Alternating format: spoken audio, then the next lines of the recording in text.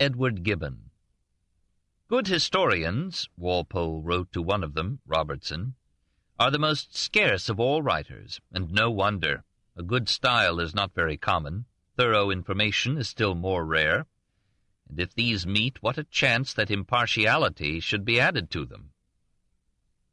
Gibbon did not quite meet the last test, but neither did Tacitus, who alone can stand with him among the supreme historians. 1. Preparation. Gibbon wrote or began 6 autobiographies, which his literary executor, the first Earl of Sheffield, sewed into remarkably well-knit but unduly purified memoirs in 1796, sometimes known as his autobiography. Also, Gibbon kept a journal, begun in 1761 and continued under divers titles, till January 28, 1763. These prime sources for his development have been judged reasonably accurate, except for his pedigree. He spent 8 pages detailing a distinguished ancestry. Cruel genealogists have taken it from him. His grandfather, Edward Gibbon I, was among those directors of the South Sea Company who were arrested for malfeasance after that bubble exploded in 1721. Of his estate, which he reckoned at £106,543, all was confiscated except £10,000. On this, the historian tells us he erected the edifice of a new fortune not much inferior to the first. He did not approve the marriage of his son, Edward II, hence his will left the major part of his wealth to his daughters, Catherine and Hester. Catherine's daughter married Edward Elliot, who later bought a seat in Parliament for Edward Gibbon III. Hester became a rich devotee of William Law, and long vexed her nephew by her dilatory dying. Edward II was tutored by Law, passed through Winchester School and Cambridge, married Judith Porton, and had 7 children, of whom only Edward III survived childhood. He was born at Putney in Surrey, May 8, 1737. His mother died in 1747 of her 7th pregnancy. The father moved to a rural estate at Buriton, in Hampshire, 58 miles from London, leaving the boy to be cared for by an aunt in the grandfather's house in Putney. There the future scholar made much use of the well-stored library. His frequent illnesses interrupted his progress at Winchester School, but he occupied his convalescent days with eager reading, mostly of history, especially of the Near East. Mohammed and his Saracens soon fixed my attention. I was led from one book to another till I had ranged round the circle of Oriental history. Before I was 16, I had exhausted all that could be learned in English of the Arabs and Persians, the Tartars and Turks. Hence those fascinating chapters on Mohammed and the early caliphs and the capture of Constantinople. When aged 15, he was sent to Magdalen College, Oxford. I arrived with a stock of erudition that might have puzzled a doctor, and a degree of ignorance of which a schoolboy would have been ashamed. He was too sickly to engage in sports, too shy to mingle at ease with other students. He would have been an apt pupil to a competent teacher, but eager to learn, he found no professor eager to teach. Most of the faculty allowed their scholars to attend the lectures or not, and to spend half their time in the temptations of idleness. They indulged his improprieties of conduct, ill-chosen company, late hours, and inconsiderate expense, even excursions to Bath or London. However, he was too young and bashful to enjoy, like a manly Oxonian in town, the taverns and bagnios of Covent Garden. The faculty members were all clergymen who taught and took for granted the 39 Articles of the Anglican Church. Gibbon was combative and questioned his teachers. It seemed to him that the Bible and history justified the Catholic Church in its claim to a divine origin. A Catholic acquaintance procured him some unsettling books, chiefly Bossuet's Exposition of the Catholic Doctrine and the History of the Protestant Variations. These achieved my conversion, and I surely fell by a noble hand. With youthful precipitation he confessed to a Catholic priest and was received into the Church of Rome on June 8, 1753. He notified his father and was not surprised to be summoned home, for Oxford accepted no Catholic students, and according to Blackstone, for a Protestant to be converted to Roman Catholicism was high treason. The scandalized parent hastily banished the youth to Lausanne and arranged to have him stay with a Calvinist pastor. There Edward lived at first in a mood of sullen obstinacy. But Monsieur Pavillard, though not indulgent, was kind, and the boy slowly warmed to him. Moreover, the pastor was a good classical scholar. Gibbon learned to read and write French as readily as English, and acquired an easy familiarity with Latin. Soon he was received into cultured families, whose manners and conversation were a better education than Oxford had given him. As his French improved, he felt the breezes of French rationalism blowing into Lausanne. When only 20, in 1757, he attended with delight the plays presented by Voltaire in nearby Montbrion. I sometimes supped with the actors.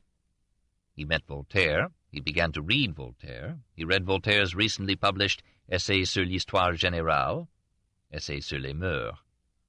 He pored over Montesquieu's Esprit des lois from 1748, and the Considérations sur les causes de la grandeur des Romains et de leur décadence from 1734 became the starting point of the decline and fall. In any case, the influence of the French philosophers, added to his reading of Hume and the English deists, undermined Gibbon's Christianity as well as his Catholicism, and Monsieur Pavillard's victory for the Reformation was cancelled by Gibbon's secret acceptance of the Enlightenment.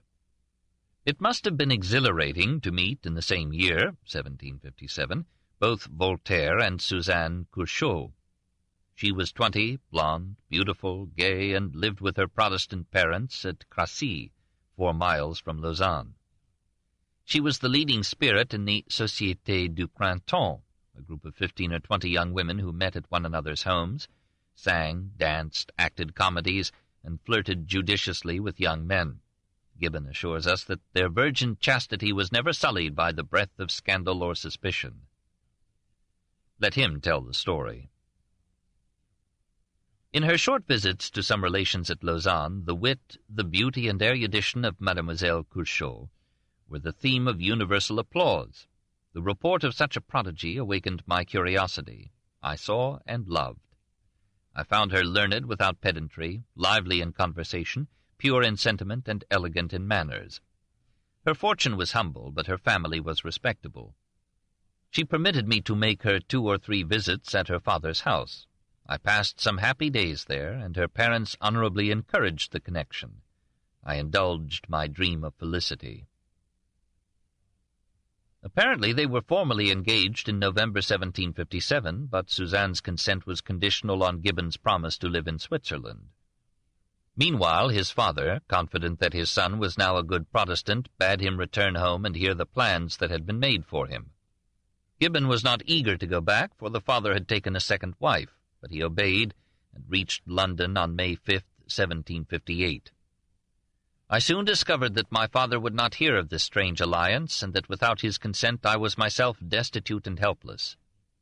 After a painful struggle I yielded to my fate. I sighed as a lover, I obeyed as a son. He conveyed this sigh to Suzanne by a letter of August 24th. His father settled upon him an annuity of £300. His stepmother earned his gratitude by bearing no children, and soon he developed an affection for her. He spent a large part of his income on books, and gradually formed a numerous and select library, the foundation of my works and the best comfort of my life. He had begun at Lausanne, he finished at Bureton, where he spent his summers, an Essai sur l'étude de la littérature, which was published in London in 1761 and in Geneva in 1762. Written in French, and dealing chiefly with French literature and philosophy, it made no stir in England, but was received on the Continent as a remarkable performance for a youth of 22. It had some significant ideas on the writing of history.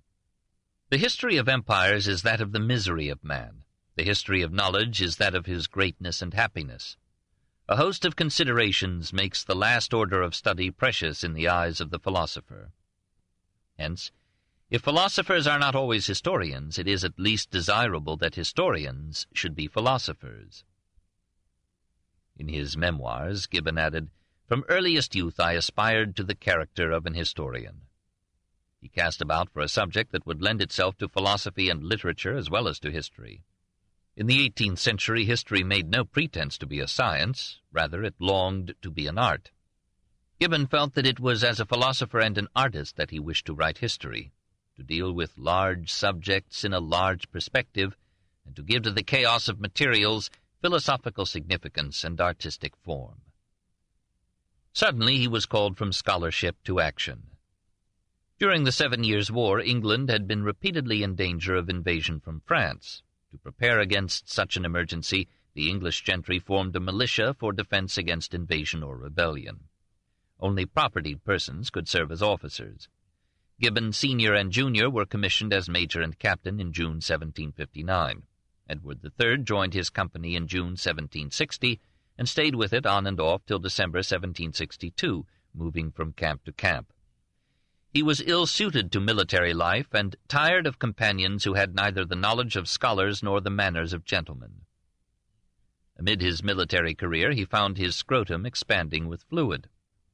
I was obliged today, September 6, 1762, to consult Mr. Andrews, a surgeon, in relation to a complaint I had neglected for some time. It was a swelling in my left testicle which threatens being a serious affair. He was bled and physicked, with only temporary relief. This hydrocele was to torment him until it caused his death. On January 25, 1763, he set out upon a continental tour. He stopped some time in Paris, where he met D'Alembert, Diderot, Raynal, and other luminaries of the Enlightenment. 4 days in a week I had a place at the hospitable tables of Mesdames Geoffrin and Bocage, of the celebrated Helvétius, and of the Baron d'Holbach. 14 weeks insensibly stole away, but had I been rich and independent, I should have prolonged and perhaps have fixed my residence at Paris. In May 1763 he reached Lausanne, where he remained almost a year. He saw Mademoiselle Curchod, but finding her well courted, he made no attempt to renew his friendship with her. In this second stay in Switzerland, he confesses, "The habits of the militia and the example of my countrymen betrayed me into some riotous intemperance, and before my departure I had deservedly forfeited the public opinion which had been acquired by my better days." He lost substantial sums in gambling, but he continued his studies in preparation for Italy, poring over ancient medals, coins, itineraries, and maps. In April 1764 he crossed the Alps. He spent 3 months in Florence, then went on to Rome. In the daily labor of 18 weeks, a Scotch expatriate guided him among the remains of classical antiquity. It was at Rome on the 15th of October 1764, as I sat musing amidst the ruins of the capital, while the barefooted friars were singing vespers in the temple of Jupiter, that the idea of writing the decline and fall of the city first started to my mind. But my original plan was circumscribed to the decay of the city rather than of the empire. He came to think of that fateful disintegration as the greatest, perhaps, and most awful scene in the history of mankind. After visiting Naples, Padua, Venice, Vicenza, and Verona, he returned through Turin and Lyon and Paris, another happy fortnight, to London on June 25, 1765. Spending most of his time now at Bureton, he let himself be diverted into beginning, in French, a history of Switzerland. Hume, having seen the manuscript in London, wrote to Gibbon on October 24, 1767, begging him to use English, and predicting that English would soon surpass the French language in spread and influence.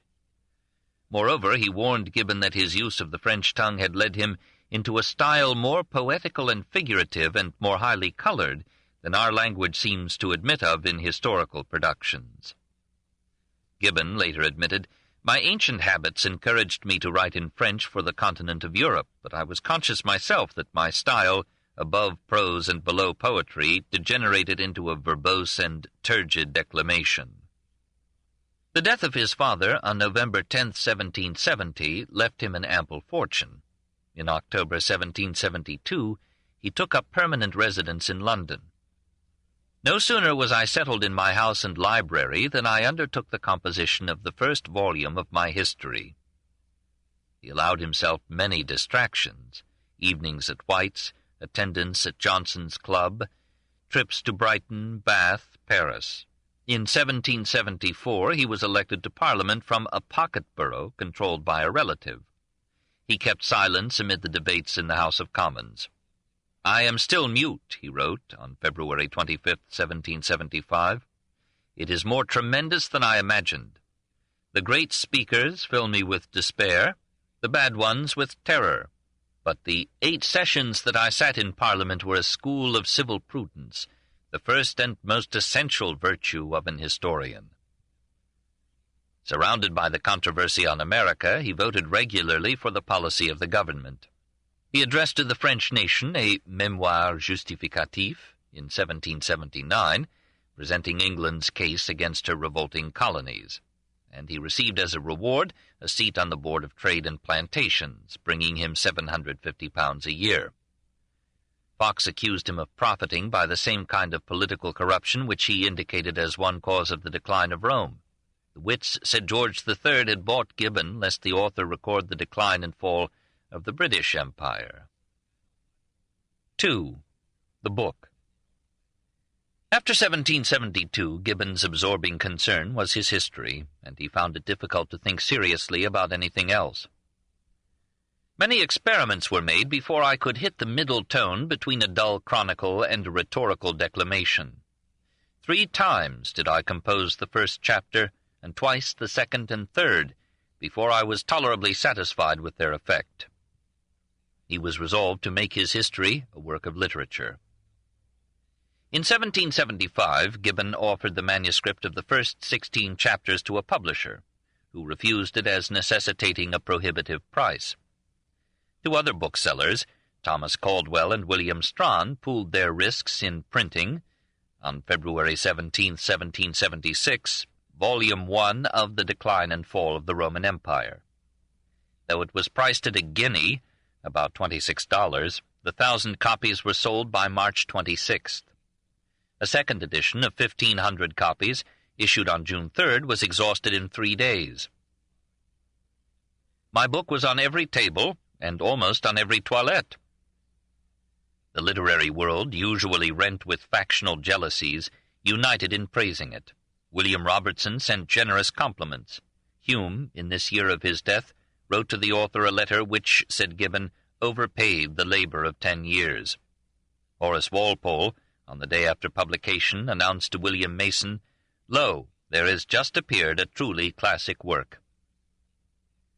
The book began logically and bravely with 3 scholarly chapters detailing the geographical extent, the military organization, the social structure, and the legal constitution of the Roman Empire, at the death of Marcus Aurelius in A.D. 180. The preceding 84 years, Gibbon felt, had seen the empire at its peak of official competence and public content. If a man were called upon to fix the period in the history of the world during which the condition of the human race was most happy and prosperous, he would, without hesitation, name that which elapsed from the death of Domitian, 96, to the accession of Commodus, 180. The vast extent of the Roman Empire was governed by absolute power, under the guidance of virtue and wisdom. The armies were restrained by the firm but gentle hand of 4 successive emperors, whose characters and authority commanded involuntary respect. The forms of the civil administration were carefully preserved by Nerva, Trajan, Hadrian, and the Antonines, who delighted at the image of liberty, and were pleased with considering themselves as the accountable ministers of the laws. The labors of these monarchs were overpaid by the honest pride of virtue, and by the exquisite delight of beholding the general happiness of which they were the authors. But Gibbon recognized the instability of a happiness which must depend on the character of a single man. The fatal moment was perhaps approaching, when some licentious youth or some jealous tyrant would abuse that absolute power. The good emperors had been chosen by adoptive monarchy, each ruler transmitting his authority to a chosen and trained member of his entourage. Marcus Aurelius allowed the imperial power to pass down to his worthless son Commodus. From that accession, Gibbon dated the decline.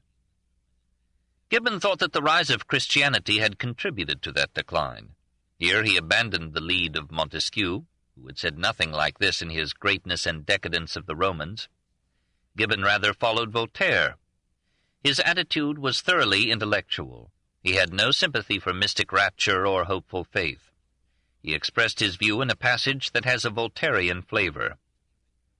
The various modes of worship which prevailed in the Roman world were all considered by the people as equally true, by the philosopher as equally false, and by the magistrate as equally useful, and thus toleration produced religious concord.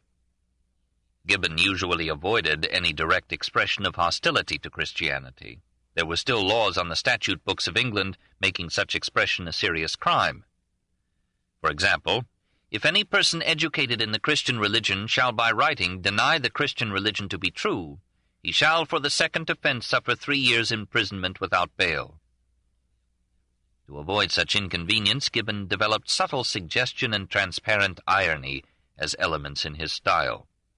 He carefully pointed out that he would discuss not the primary and supernatural sources of Christianity, but only the secondary and natural factors in its origin and growth. Among these secondary factors he listed the pure and austere morals of the Christians in their first century, but he added as another cause the inflexible, and if we may use the expression, the intolerant zeal of the Christians. And while he praised the union and discipline of the Christian Republic, he noted that it gradually formed an independent and increasing state in the heart of the Roman Empire. In general, he reduced the early progress of Christianity from a miracle to a natural process. He removed the phenomenon from theology to history. How had Christianity made for the decline of Rome? First, by sapping the faith of the people in the official religion, and thereby undermining the state which that religion supported and sanctified. This, of course, was precisely the argument of the theologians against the philosophes. The Roman government distrusted the Christians as forming a secret society hostile to military service, and diverting men from useful employments to concentration on heavenly salvation. The monks, in Gibbon's judgment, were idlers who found it easier to beg and pray than to work. Other sects could be tolerated because they were tolerant and did not imperil the unity of the nation. The Christians were the only new sect that denounced all others as vicious and damned, and openly predicted the fall of Babylon, that is, Rome. Gibbon attributed much of this fanaticism to the Judaic origin of Christianity, and he followed Tacitus in denouncing the Jews at various points in his narrative. He proposed to interpret Nero's persecution of the Christians as really a persecution of the Jews. This theory has no supporter today. With more success, he followed Voltaire in reducing the number of Christians martyred by the Roman government. He reckoned them to be 2,000 at most, and agreed with Voltaire that the Christians, in the course of their intestine dissensions, since Constantine, have inflicted far greater severities on each other than they have experienced from the zeal of infidels, and the Church of Rome defended by violence the empire she had acquired by fraud. These concluding chapters, 15 and 16, of Volume 1, aroused many replies accusing Gibbon of inaccuracy, unfairness, or insincerity. Ignoring his critics for the time being, he treated himself to an extended vacation in Paris from May to November 1777. Suzanne Curchod, become the wife of the banker and finance minister Jacques Necker, invited him to their home. She was now too comfortable to resent his having sighed as a lover, obeyed as a son, and Monsieur Necker, so far from being jealous, often left the former lovers alone and went to business or bed. "Could they insult me more cruelly?" Gibbon complained. "What an impertinent security!" Suzanne's daughter, Germaine, the future Madame de Staël, found him such good company that she, aged 11, tried her budding arts on him and offered to marry him so as to keep him in the family. At the Neckers he met the Emperor Joseph II. At Versailles he was presented to Louis XVI, who was said to have shared in translating Volume 1 into French. He was feted in the salons, particularly by the Marquise du Deffand, who found him gentle and polite, superior to nearly all the persons among whom I live, but pronounced his style declamatory, oratorical, and in the tone of our professed wits. He rejected an invitation from Benjamin Franklin with a card saying that, though he respected the American envoy as a man and a philosopher, He could not reconcile it with his duty to his king to have any conversation with the revolted subject. Franklin replied that he had such high regard for the historian that if ever Gibbon should consider the decline and fall of the British Empire as a subject, Franklin would be happy to furnish him with some relevant materials. Back in London, Gibbon prepared a reply to his critics, a vindication of some passages in the 15th and 16th chapters of the history of the decline and fall of the Roman Empire. This in 1779. He dealt briefly and courteously with his theological opponents, but he rose to some temper in handling Henry Davis, a youth of 21, who had, in 284 pages, accused Gibbon of inaccuracies. The historian admitted some mistakes, but denied willful misrepresentations, gross errors, and servile plagiarisms. The vindication was generally received as a successful rebuttal. Gibbon made no further reply to criticism except casually in the memoirs, but he found place for some conciliatory compliments to Christianity in his later volumes. His writing was accelerated by the loss of his seat in Parliament on September 1, 1780. Volumes 2 and 3 of the history were published on March 1, 1781. They were quietly received. The barbarian invasions were an old story, and the long and expert discussions of the heresies that had excited the Christian Church in the 4th and 5th centuries were of no interest to a generation of worldly skeptics. Gibbon had sent an advance copy of Volume 2 to Horace Walpole. He visited Walpole in Berkeley Square, and was chagrined to be told that there is so much of the Arians and Eunomians and semi-Pelagians that though you have written the story as well as it could be written, I fear few will have patience to read it. From that hour to this, Walpole wrote, I have never seen him, though he used to call once or twice a week. Gibbon later agreed with Walpole. Volume 2 recovered life when Constantine came to the front. Gibbon interpreted the famous conversion as an act of statesmanship. The emperor had perceived that the operation of the wisest laws is imperfect and precarious. They seldom inspire virtue, they cannot always restrain vice. Amid the chaos of morals, economy, and government in the disrupted empire, a prudent magistrate might observe with pleasure the progress of a religion which diffused among the people a pure, benevolent, and universal system of ethics, adapted to every duty and every condition of life, recommended as the will and reason of the supreme deity, and enforced by the sanction of eternal rewards or punishments. That is, Constantine recognized that the aid of a supernatural religion was a precious aid to morality, social order, and government. Then Gibbon penned 150 eloquent and impartial pages on Julian the Apostate. He ended Chapter 38 and Volume 3 with a footnote praising George III's pure and generous love of science and of mankind. In June 1781, by the aid of Lord North, Gibbon was re-elected to Parliament, where he resumed his support of the ministry. The fall of Lord North in 1782 brought an end to the Board of Trade and to Gibbon's post therein. I was stripped of a convenient salary of £750 a year. When North took a place in the coalition ministry in 1783, Gibbon applied for another sinecure. He received none. Without additional income, I could not long or prudently maintain the style of expense to which I was accustomed. He calculated that he could afford that style in Lausanne, where his pounds sterling had twice the purchasing power they had in London. He resigned his seat in Parliament, sold all his impersonal effects except his library, and on September 15, 1783, he left London, its smoke and wealth and noise, for Lausanne. There he shared a comfortable mansion with his old friend, Georges de Verdun. Instead of looking on a paved court 12 feet square, I command a boundless prospect of vale, mountain, and water. His 2,000 books reached him after some delay, and he proceeded with Volume 4. He had originally planned to end the decline and fall with the conquest of Rome in 476, but after publishing Volume 3 he began to wish for the daily task, the active pursuit which gave a value to every book and an object to every inquiry. He decided to interpret Roman Empire to mean the Eastern as well as the Western Empire, and to continue his narrative to the destruction of Byzantine rule through the conquest of Constantinople by the Turks in 1453. So he added 1,000 years to his scope and undertook hundreds of new subjects requiring arduous research. Volume 4 included masterly chapters on Justinian and Belisarius, a chapter on Roman law which won high praise from jurists, and a dreary chapter on the further wars within Christian theology.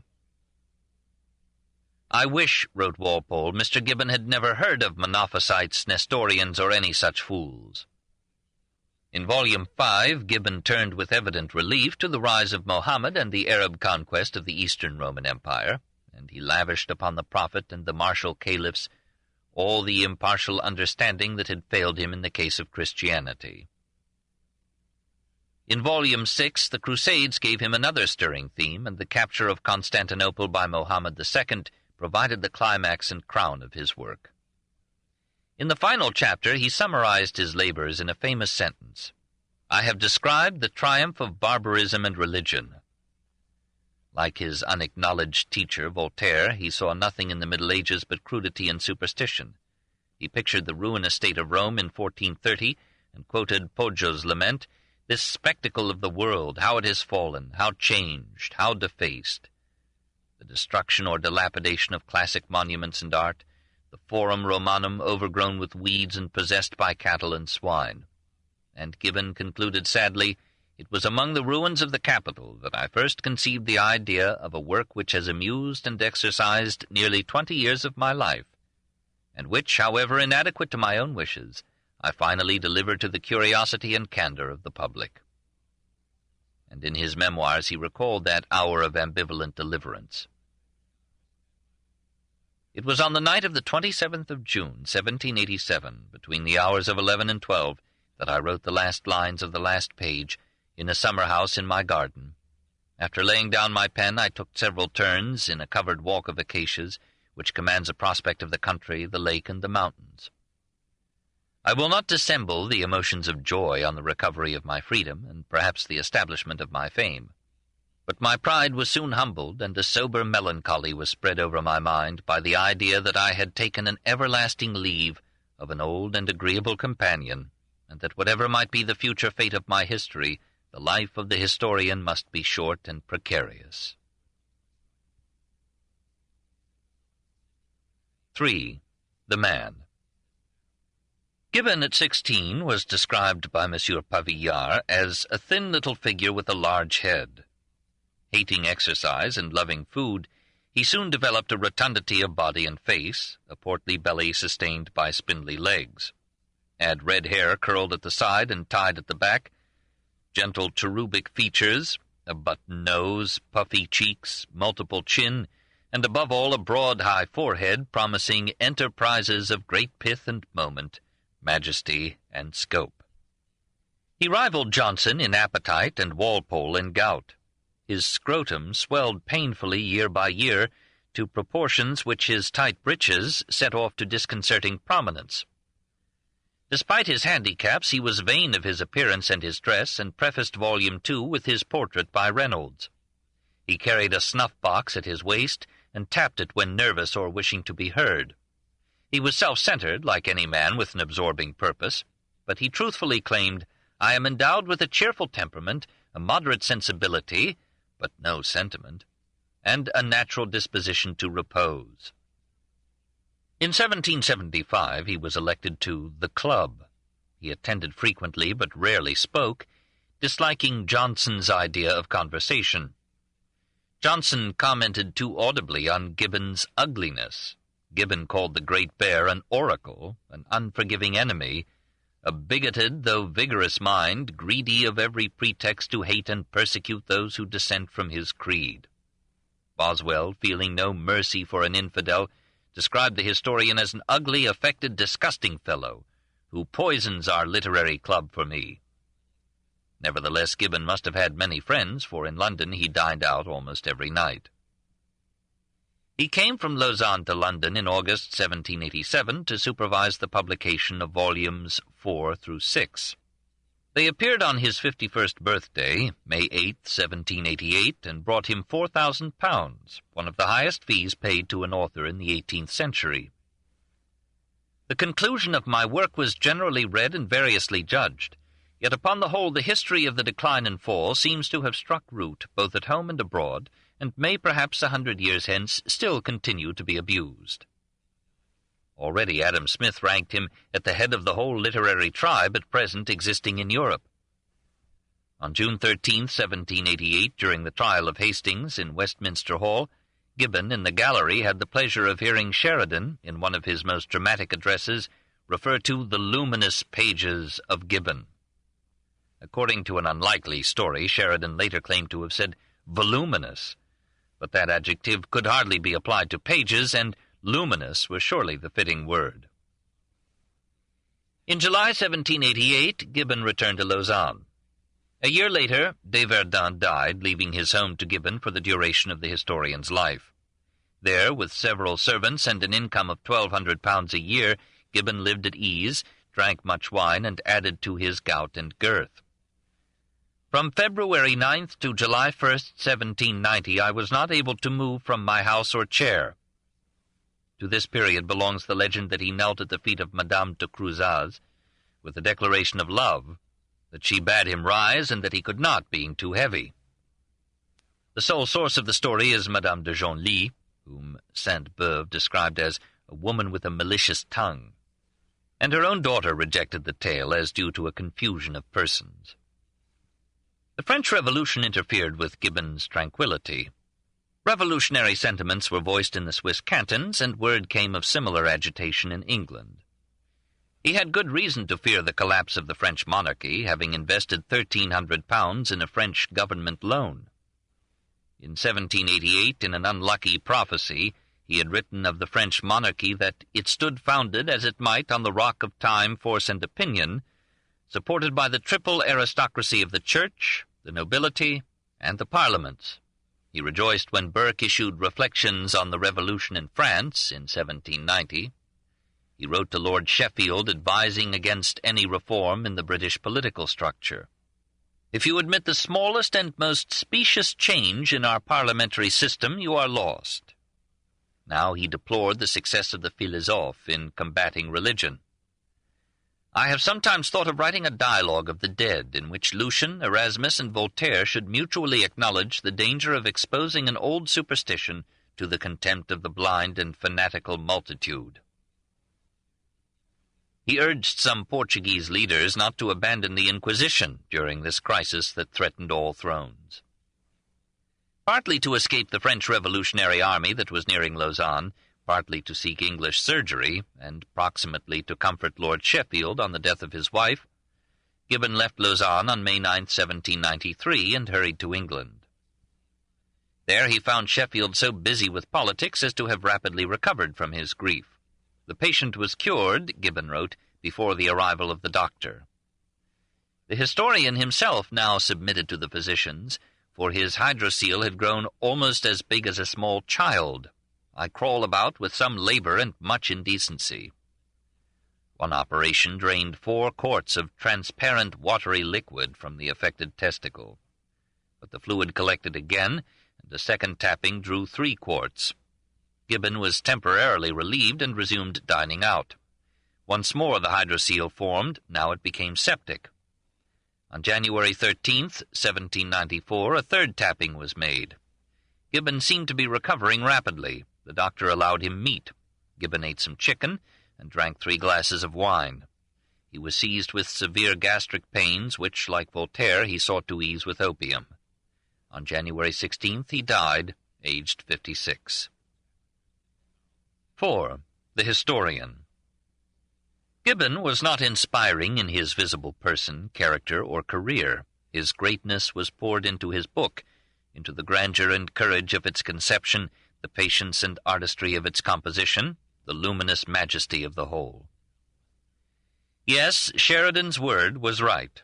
Gibbon's style is as luminous as irony would allow, and it shed light wherever it turned, except where prejudice darkened his view. His diction was molded by his Latin and French studies. He found simple Anglo-Saxon words unsuitable to the dignity of his manner, and often he wrote like an orator. Livy sharpened with the satire of Tacitus, Burke brightened with the wit of Pascal. He balanced clauses with the skill and delight of a juggler, but played the game so often that sometimes it neared monotony. If his style seems pompous, it fitted the reach and splendor of his theme, the 1,000-year crumbling of the greatest empire the world had ever seen. The venial sins of his style are lost in the masculine march of the narrative, the vigor of the episodes, the revealing portraits and descriptions, the magisterial summations that cover a century in a paragraph and marry philosophy to history. Having undertaken so extensive a subject, Gibbon felt justified in narrowing its limits. Wars and the administration of public affairs, he said, are the principal subjects of history. He excluded the history of art, science, and literature, so he had nothing to say about Gothic cathedrals or Moslem mosques, about Arabic science or philosophy. He crowned Petrarch but passed Dante by. He paid almost no attention to the condition of the lower classes, the rise of industry in medieval Constantinople and Florence. He lost interest in Byzantine history after the death of Heraclius in 641. He failed, in the judgment of Bury, to bring out the momentous fact that till the 12th century the Eastern Roman Empire was the bulwark of Europe against the East, nor did he appreciate its importance in preserving the heritage of Greek civilization. Within his set limits, Gibbon achieved greatness by connecting effects with natural causes, and by reducing the immensity of his materials to intelligible order and a guiding perspective of the whole. His scholarship was immense and detailed. His footnotes are a treasury of learning lightened with wit. He studied the most recondite aspects of classical antiquity, including roads, coins, weights, measures, laws. He made mistakes which specialists have corrected, but the same Bury who pointed out his errors added, "If we take into account the vast range of his work, his accuracy is amazing." He could not, like professional historians confining themselves to a small area of subject, place, and time, burrow into unprinted original sources. To get his work done, he restricted himself to printed material and frankly relied in part on secondary authorities like Ockley's History of the Saracens, or Tillemont's Histoire des Empereurs, and Histoire ecclésiastique. And some of the authorities he relied upon are now rejected as untrustworthy. He declared his sources in honest detail, and thanked them. So when he passed beyond the time that Tillemont treated, he said in a footnote, "Here I must take leave forever of that incomparable guide." What conclusions did Gibbon reach from his study of history? Sometimes he followed the philosophe in accepting the reality of progress. We may acquiesce in the pleasing conclusion that every age in the world has increased and still increases the real wealth, the happiness, the knowledge, and perhaps the virtue of the human race. But in less amiable moments, and perhaps because he had taken war and politics and theology as the substance of history, he judged history to be indeed little more than the register of the crimes, follies, and misfortunes of mankind. He saw no design in history. Events are the outcome of unguided causes. They are the parallelogram of forces of different origin and composite result. In all this kaleidoscope of events, human nature seems to remain unchanged. Cruelty, suffering, and injustice have always afflicted mankind, and always will, for they are written in the nature of man. Man has much more to fear from the passions of his fellow creatures than from the convulsions of the elements. Child of the Enlightenment, Gibbon longed to be a philosopher, or at least to write history en philosophe. An enlightened age requires from the historian some tincture of philosophy and criticism. He loved to interrupt his narrative with philosophical comments, but he did not profess to reduce history to laws, or to formulate a philosophy of history. On some basic questions, however, he took a stand. He confined the influence of climate to the early stages of civilization. He rejected race as a determining factor, and he acknowledged, within limits, the influence of exceptional men. In human life, the most important scenes will depend upon the character of a single actor. An acrimonious humor falling upon a single fiber of one man may prevent or suspend the misery of nations. When the Quraysh could have assassinated Mohammed, the lance of an Arab might have changed the history of the world. If Charles Martel had not defeated the Moors at Tours in 732, the Moslems might have overrun all Europe. The interpretation of the Koran would now be taught in the schools of Oxford, and her pupils might demonstrate to a circumcised people the sanctity and truth of the revelation of Muhammad. From such calamities was Christendom delivered by the genius and fortune of one man. However, for maximum influence on his time, the exceptional individual must stand upon some wide support. The effects of personal valor are so inconsiderable, except in poetry or romance, that victory must depend upon the degree of skill with which the passions of the multitude are combined and guided for the service of a single man. All in all, the decline and fall of the Roman Empire may be ranked as the supreme book of the 18th century, with Montesquieu's L'Esprit des Lois as its closest competitor. It was not the most influential. It could not compare in effect upon history with Rousseau's Social Contract, or Adam Smith's Wealth of Nations, or Kant's Critique of Pure Reason. But as a work of literary art, it was unsurpassed in its time or kind. When we ask how Gibbon came to produce such a masterpiece, we perceive that it was the accidental combination of ambition with money, leisure, and ability. And we wonder how soon such a combination can be expected to recur. Never, said another historian of Rome, Barthold Niebuhr, Gibbon's work will never be excelled.